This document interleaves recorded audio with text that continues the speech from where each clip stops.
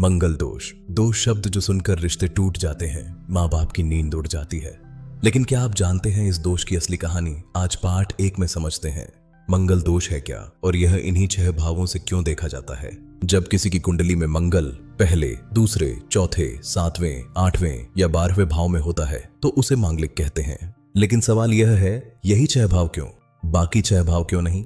हर भाव का एक कारण है। पहला भाव आप खुद, आपका शरीर और स्वभाव।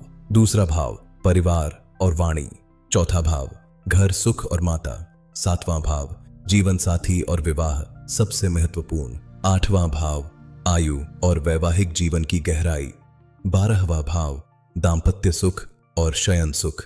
यानी यह 6 भाव वो हैं जो सीधे आपकी, आपके घर की और आपकी शादी की कहानी लिखते हैं। इसीलिए मंगल जैसा आक्रामक ग्रह यहां हो तो ध्यान देना जरूरी है।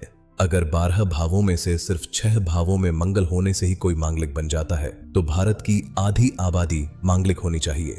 और अगर हर मांगलिक की शादी में समस्या होती तो सफल शादियां बचती ही कितनी। सच यह है कि सिर्फ मांगलिक का टैग देखकर भविष्यवाणी नहीं होती, असली विश्लेषण पूरी कुंडली का होता है। तो अगर कोई पंडित सिर्फ यह देखकर कह दे मंगल आपके पहले, दूसरे, चौथे, 7वें, 8वें या 12वें भाव में है, आप मांगलिक हैं, तो घबराइए मत, क्योंकि अभी बहुत कहानी बाकी है मांगलिक डिक्लेयर करने में। कौन सी राशि में है मंगल, किस नक्षत्र में, कोई कैंसिलेशन है या नहीं, D9 में क्या कह रहा है, यह सब जानना जरूरी है। और यही बताएंगे पार्ट 2 में। पार्ट 2 चाहिए? कमेंट करें और हम पार्ट 2 जरूर बनाएंगे। अपनी कुंडली का फ्री एनालिसिस करें astrolivechat.com पर, लिंक बायो में है।